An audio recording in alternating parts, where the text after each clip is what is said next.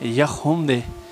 د دې په مناسبت سره د اوړي په مناسبت سره یوه دعا به زده کړو.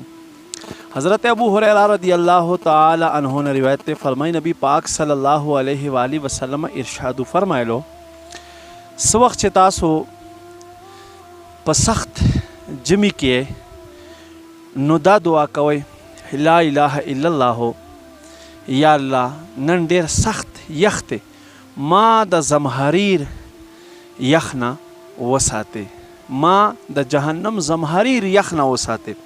او کله چې تاسو په اوړي کې سخته ګرمي وي نو بیا دا دعا کوئ لا اله الا الله، یا الله نن ډیره زیاته ګرمي ده، یا الله ما د جهنم زمهریر له ګرمي نه وساتې.